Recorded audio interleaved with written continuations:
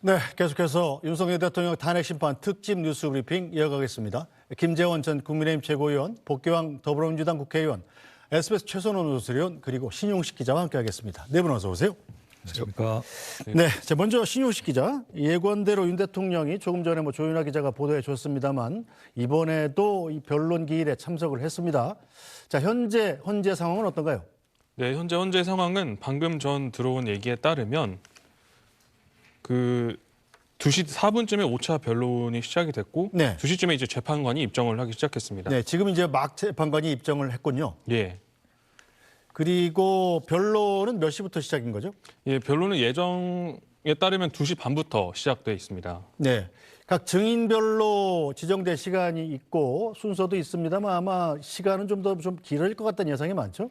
일단 예정대로 된 시간을 좀 말씀드리면 오늘 증인은 총 3명이 나옵니다. 네. 오후 2시 30분에 이진우 전 수방사령관과 오후 4시에 여인영 전 방첩사령관이 그리고 오후 다시 5시 30분에는 홍장원 전 국정원 1차장이 증인 신문이 있을 예정인데요. 네. 한 사람당 그 예정된 시간이 90분이지만 중간에 휴정을 할 수도 있고 왔다 갔다 시간을 포함하면 말씀하신 것처럼 시간이 좀 더 길어질 가능성이 큽니다. 네, 자 김재원 전 최고위원. 일단 오늘 나오는 증인들이 국회 측 대리인이 신청한 증인들입니다. 즉 윤석열 대통령과는 반대 주장을 많이 할 분들이지 않습니까?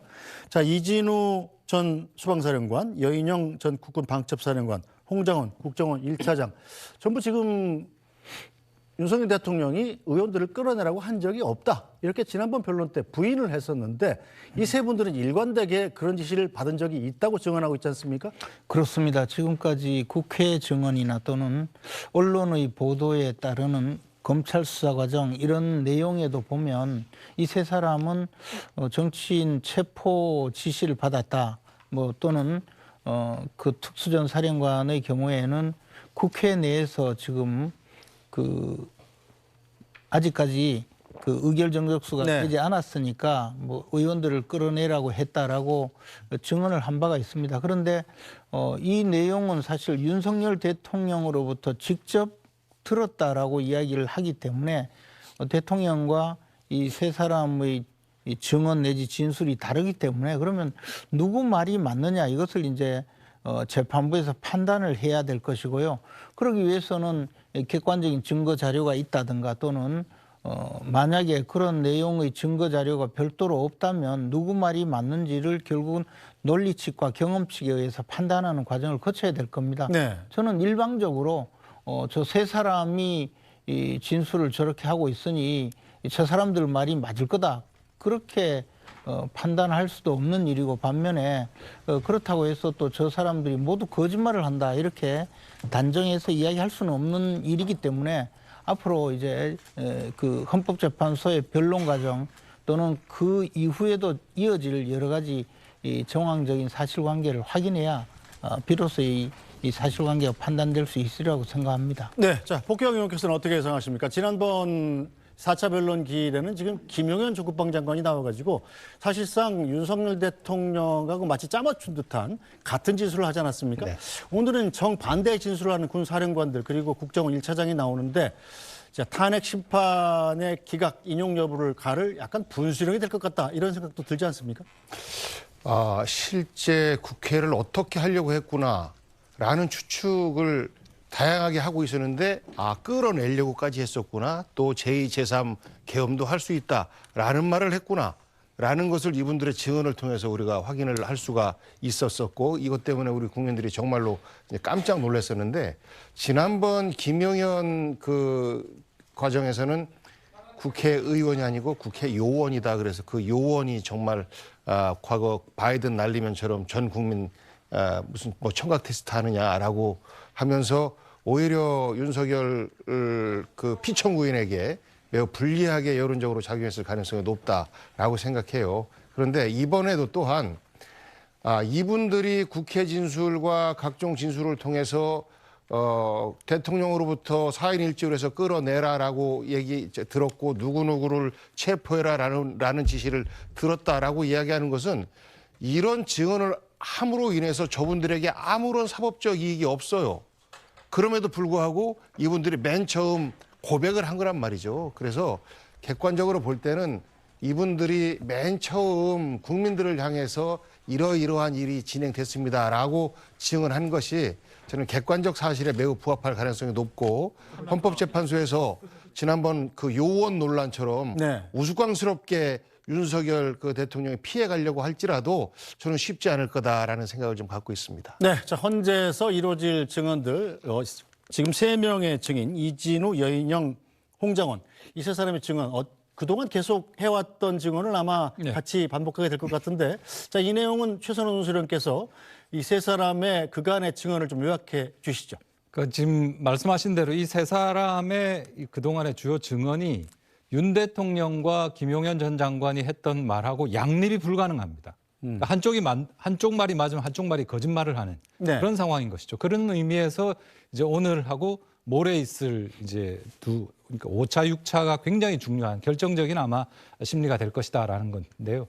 지금 보고 계신 것처럼 이제 이진우 전 수방사령관 같은 경우에는 총이라도 쏴서 문을 열고 문을 부수고 끌어내라. 2번, 3번이라도 내가 계엄을 하면 된다라고 윤 대통령한테 직접 비화폰으로 들었다라고 네. 검찰에서 진술을 한 거거든요. 이 외에도 이제 4명씩 들어가서 1명씩 끌어내면 되지 않느냐.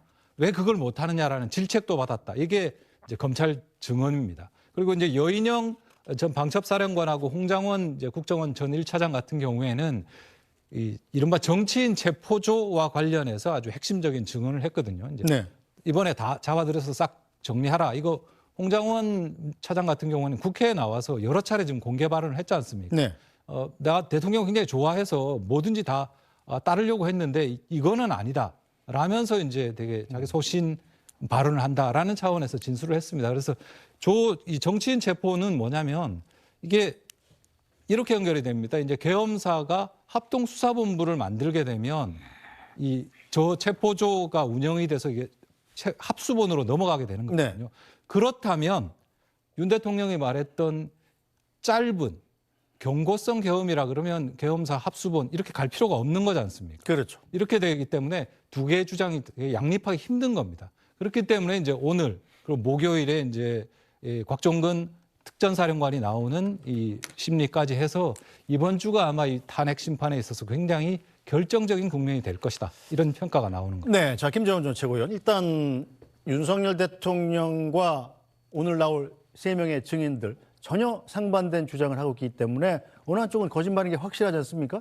자 윤석열 대통령이 탄핵 심판에 사실은 매번 출석할 의무 자체는 없는 거잖아요. 안 와도 되는데 그래서 오늘 반대되는 증인 신문할 때는 출석하지 않을 거란 전망도 있었는데 결국은 본인이 직접 나오기로 했어요. 이건 왜일까요? 아무래도 윤석열 대통령도 현장에서 법정에서 실시되는 증언이 어느 정도의 내용인지 또 그 구체적인 증언 과정에 자신이 알고 있는 사실과 다른 사실이 있으면 현장에서 시정하지 않으면 이게 나중에는 회복할 수 없는 그런 피해를 입을 수도 있거든요. 네. 윤석열 대통령이 생각하고 있는 당시 상황 또는 기억하고 있는 당시 상황과 분명히 다른 내용이 있을 수도 있고 또는 사실관계가 다르다고 판단을 하고 반격을 해야 된다고 생각할 수도 있는 겁니다. 물론 윤 대통령이 직접 신문을 할지 아니면 변호인을 통해서 신문을 할지는 알 수 없지만 그러나 윤 대통령의 입장에서는 중요한 증인이고 방금 말씀하셨다시피 저분들의 증언이 굉장히 이 탄핵 심판 과정에서 앞으로 분기점이 될 수도 있기 때문에 대통령 입장에서는 참석해서 네. 증언을 듣고 또 반응을 하는 것이 굉장히 중요한 사안이라고 봅니다. 네, 지금 보내드리고 있는 화면이 조금 전에 헌재 상황을 찍은 겁니다. 자, 헌재는 지금 법정에 생중계는 허용하지 않고 있고요. 저렇게 재판이 시작되기 전에 이 촬영된 화면을 시차를 약간 두고 언론사에 제공을 하는데 저희가 곧바로 받는 걸 즉시 틀어드리기 때문에 중간에 이제 뭐 블랙이 나온다든가 뭐 그런 소소한 실수가 좀 있을 수 있습니다. 이 부분에 대한 양해는 좀 미리 부탁드리겠습니다. 한 30분 가까이 네. 이제 증인이나 이런 것들을 어떻게 채택할지 말지 이런 얘기들을 하고 네. 그 이유를 설명하고 이런 것들이 한 30분 정도 진행이 됩니다. 그래서 핵심 증인에 대한 신문은 아마 한 2시 반 정도부터서 시작이 될 것 같아서 네. 그 얘기가 이제 시차를 두고 아마 정해질 텐데 우리 아마 신용식 기자가 실시간으로 안에 법정에서의 내용들을 아마 지금 보고 있을 겁니다. 네, 새로운 내용이 나오는 대로 신 기자가 전해주도록 하고요. 자, 복귀왕 의원님, 윤석열 대통령 지금 조금 전에 화면입니다. 봤더니 이 주변에 변호인단한테 살짝 웃기도 하고 상당히 좀 여유로운 표정이네요. 뭐 호기를 부리는 거겠죠. 그리고 본인 저 변호인들에게 자신감을 주기 위한 이런 행위일 수도 있고. 그런데 저는 오늘 그 윤석열 대통령과 저 증인분들이 만나는 것 참 씁쓸하고 비극적이다.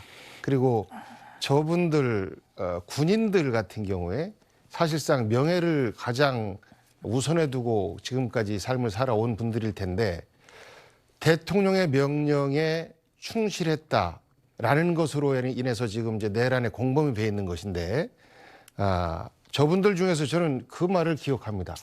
대통령이 법과 절차에 어긴 명령을 할 것이라고는 상상을 못했다.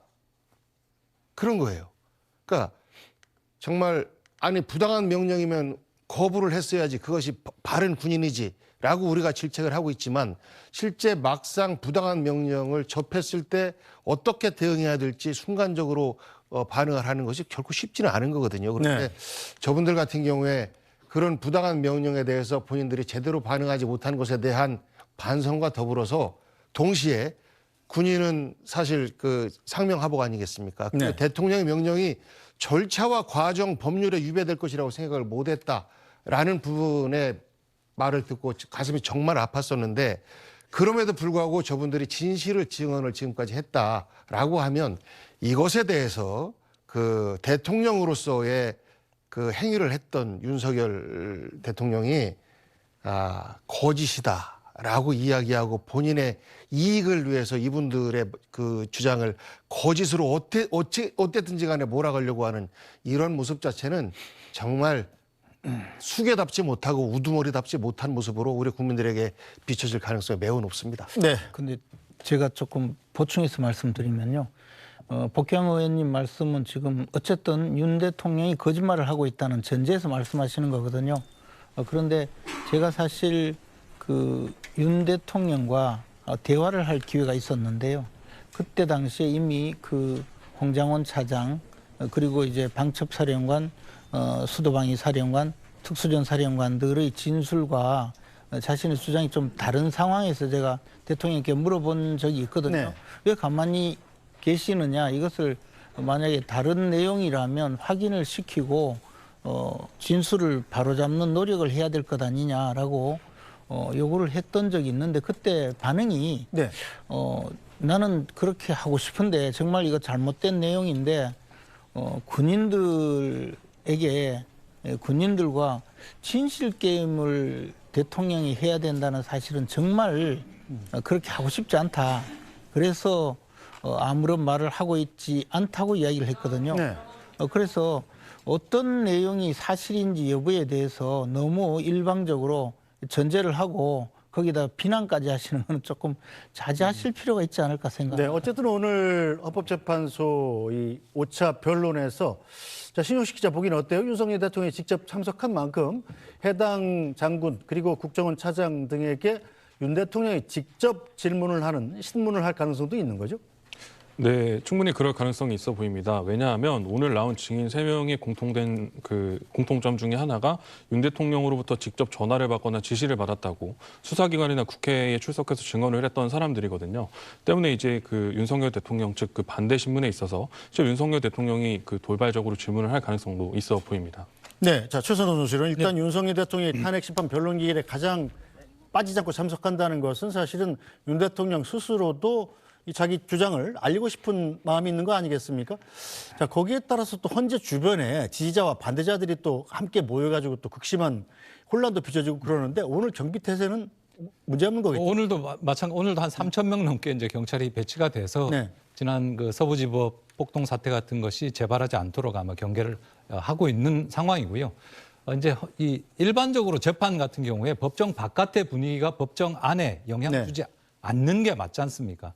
그런데 이제 헌법재판이라는 거는 실제로 법정 바깥의 여론이 법정에 영향을 미치기도 합니다. 소리가 들린다면서요? 그리고 그러니까 이게 뭐 법정까지. 이제 그런 소리, 물리적인 네. 소리가 아니라 예. 실제로 이제 그 판결에 분위기가. 영향을 주는 네. 여론전의 성격을 가집니다.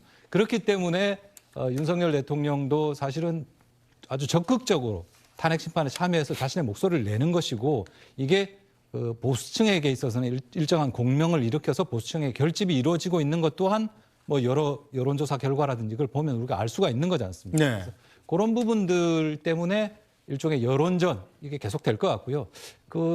조금 전에 했던 얘기와 관련해서 저는 이제 지금 제일 관심이 이진우 전 수방사령관, 그리고 이 여인영 특히 여인영 이 방첩사령관 같은 경우에 충암고 후배지 않습니까? 그렇죠. 이 두 사령관이 과연 진술을 할지, 어. 아니면 예컨대 검찰 수사가 진행 중이다라는 이유로 진술을 거부하는 형태가 될지, 네. 이렇게 되면 아마 약간 그 진행 과정이 조금 다르게 지금 예상하는 것과 좀 다르게 갈 수 있고, 근데 제 생각에는 아마 홍장원 전 차장 같은 경우에는 아마 그동안의 발언을 보면, 행보를 보면 아주 적극적으로 진술을 하지 않을까, 네. 이렇게 예상이 되는데, 아마 한 30분 정도 뒤면 실제로 진술을 하는지 안 하는지 이게 아마 그렇죠. 판가름이 날 것 같습니다.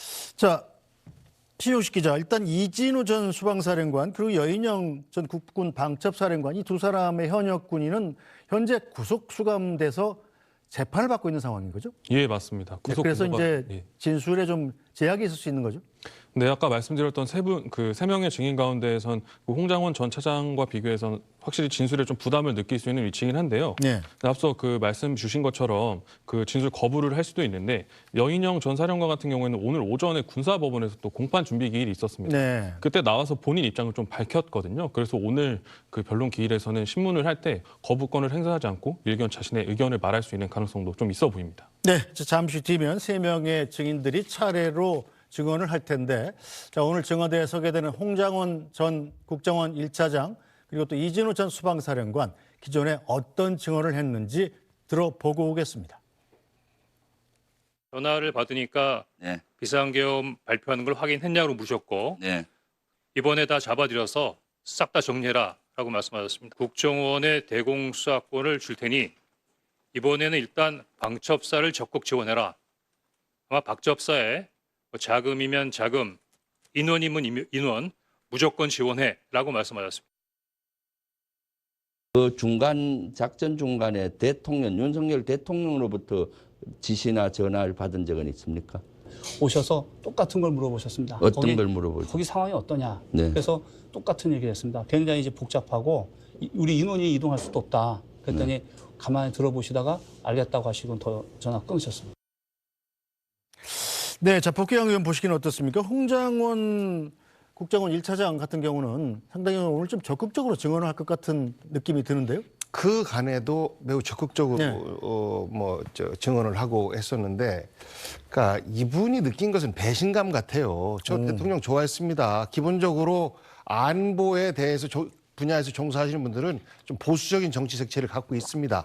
그분이 이제 보수 쪽에서 대통령이 나왔고 그것을 굉장히 반겼었던 것 같은데, 이거는 진보 보수를 떠나서 대한민국 체제를 흔드는 것이다라고 판단을 한 것이죠. 네. 민주주의라고 하는 것은 사실 견제와 균형의 묘미 아니겠습니까? 네.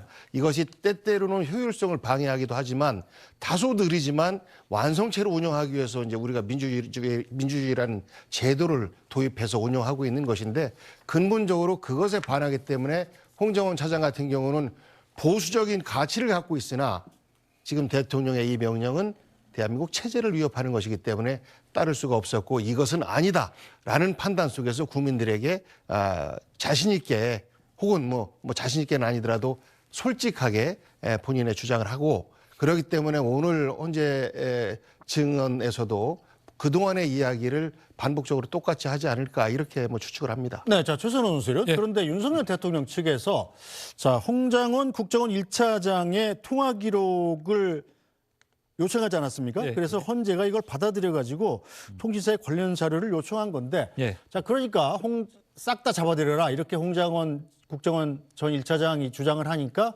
그 핸드폰에 그럼 누구랑 통화한 내역이 있는지를 윤석열 대통령 측에서 확인을 요청한 거란 말이죠. 그렇습니다. 이건 왜 이랬을까요? 그 이제 말씀하신 싹 다 잡아드려. 지금 밑에서 보시는 이제 세 번째 네. 이 통화를 계엄이 선포된 12월 3일 밤 10시 52분인가 3분인가 그때 네. 했을 때 전화를 했다. 이렇게 진술을 했거든요.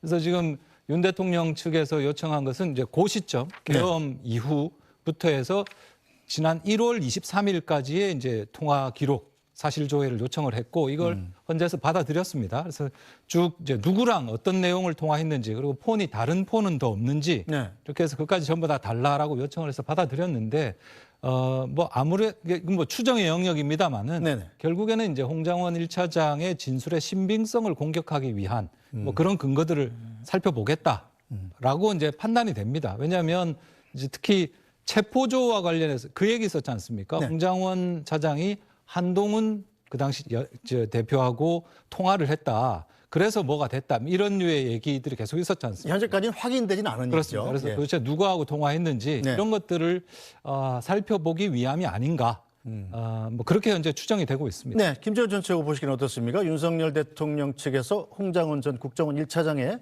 통화 기록을 요청한 것. 제가 보기에는 그 조태용 국정원장이 홍장원 차장에 대해서 그동안 여러 차례 네. 그 설명을 한 내용이 있습니다. 그 중에는 심지어는 이제 국정원 직원들에게 내부 그 서신을 보내서 홍장원 차장의 처신 문제 또 홍장원 차장의 사표를 제출받게 된 경위 네. 이런 내용에 대해서 좀 상당히 구체적으로 서술을 해서 내용을 확인을 시켰고 네. 또 일부는 언론에도 보도가 되었습니다. 그 내용 중에는 이제 홍장원 차장이 계엄 선포 전후에 갑자기 우리 국정원장에게 보고를 하면서 이재명 대표를 만나서 보고를 하자 뭐 이런 주장을 했다. 그래서 이 사람이 이 정치적인 이 편향성 문제가 있을 수 있다라고 해서 대통령께 해임을 건의했다. 뭐 그런 내용이 있었거든요. 네.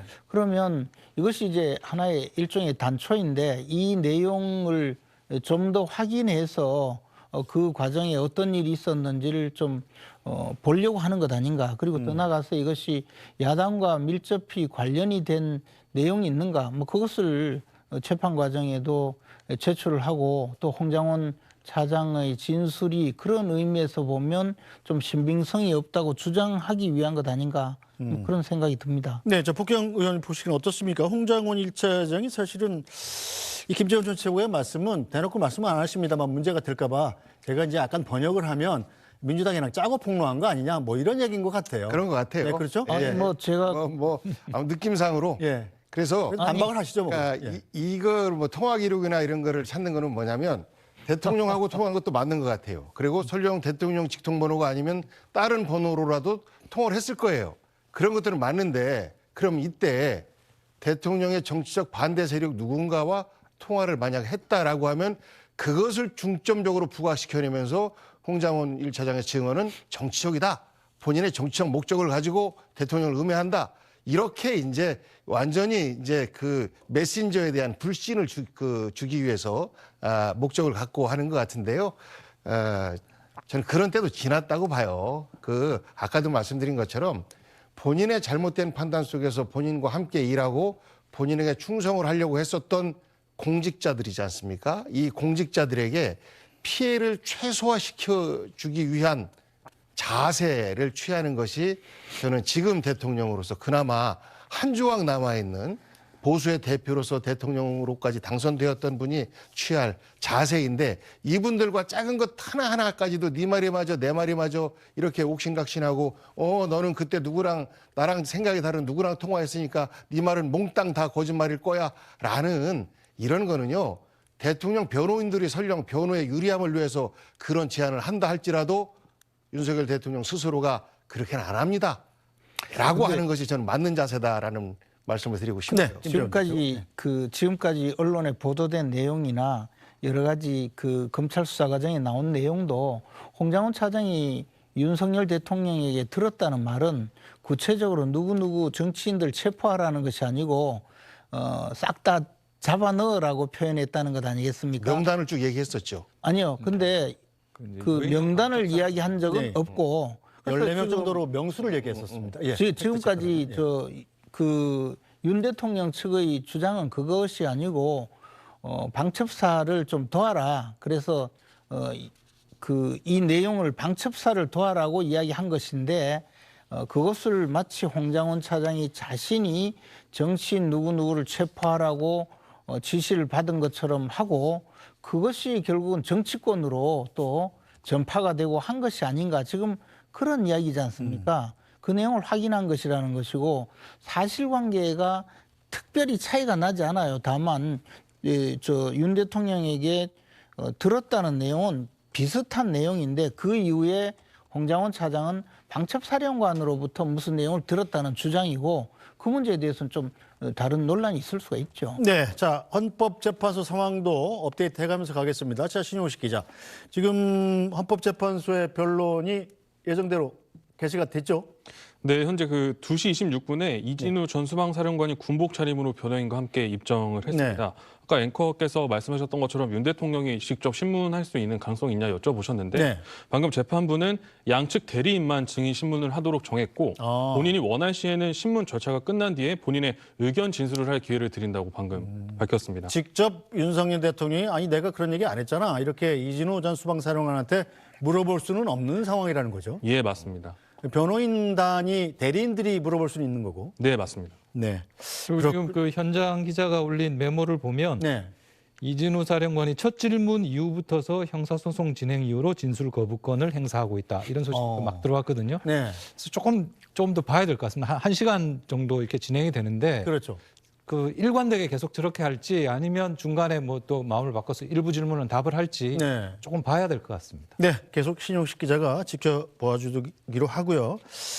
자, 김재원 전 최고 일단 양측의 주장이 상당히 많이 엇갈리는데 윤석열 대통령이 이 직접 신문은 못하게 한 이유는 뭘까요? 헌재가 아예 그냥 직접 신문하면 훨씬 더 편할 것 같은데 제 생각에.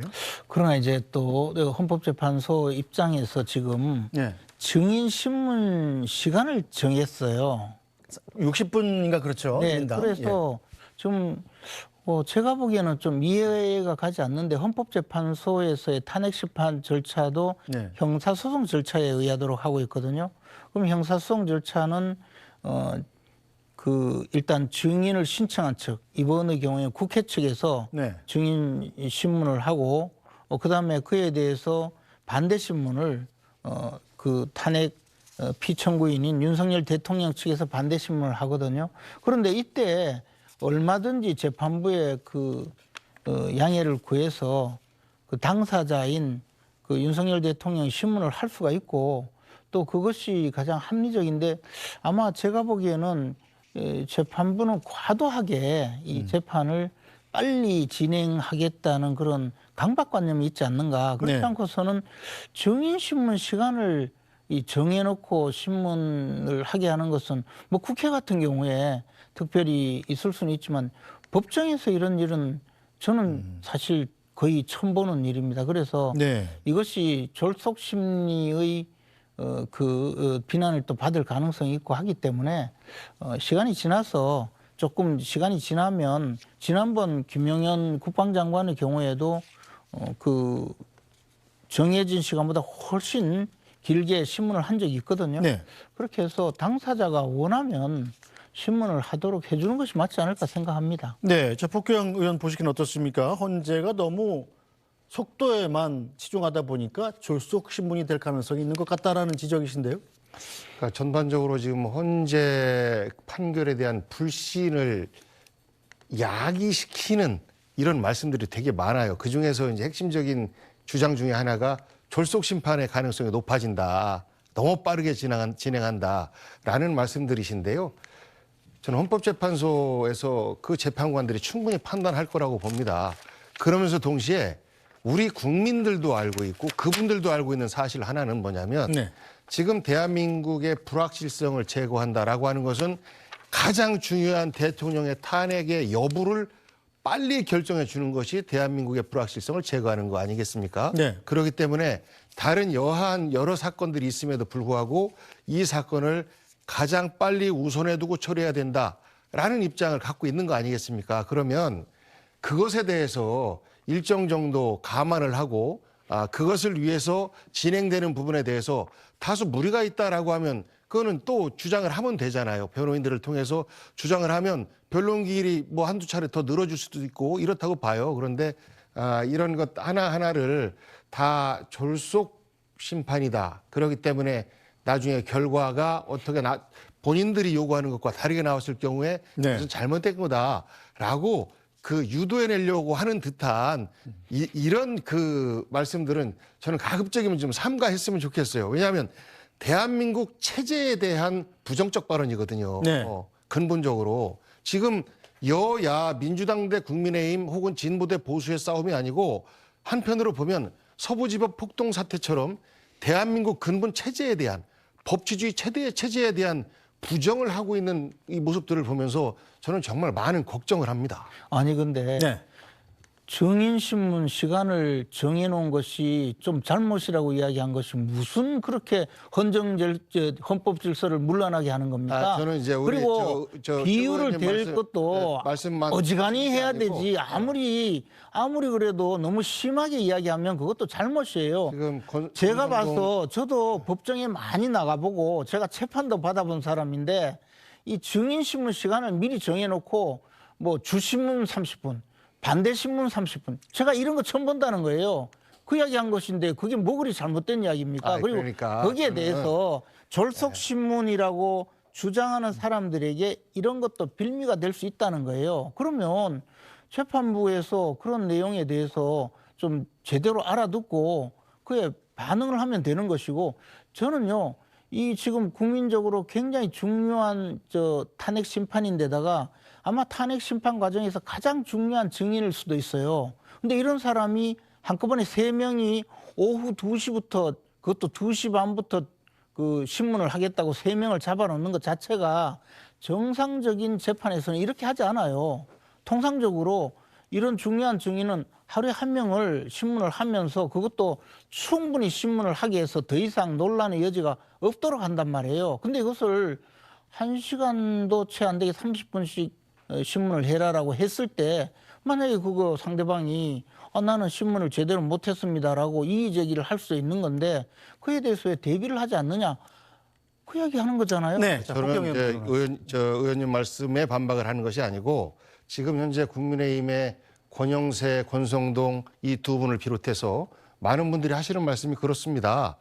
헌법재판소의 판결이 졸속으로 진행되고 있다는 게 가장 첫 번째 논리고 두 번째로는 그 문영배 그 소장 권한대행과 이재명 대표가 친분이 있는 것 같다라고 해서 이해관계자이기 때문에 잘못된 결과가 나올 수가 있다라는 거잖아요. 그리고 또 한편으로는 헌법재판관 가운데 일부 몇 분이 우리법연구소 출신들이기 때문에 이것 또한 좌편향적인 판결이 나올 수 있다라고 하면서 일종의 이념 갈라치기까지 하면서 근본적으로 헌법재판소의 이번 탄핵 판결에 대해서 부정적 여론을 어떤 결과든지 간에 국민들에게 받아들이지 말아라 라는 어떤 그 논리가 계속해서 전개되고 있는 것에 대한 우려를 표한 것이고 말씀하신 것처럼 졸속 판결에 대한 우려가 되지 않도록 헌법재판소에서는 최대한 노력을 해야 되겠죠. 저는 그러한 것을 전제로 또 설령 다소 좀 빠르게 진행된다 할지라도 조금 전에 말씀드렸던 것처럼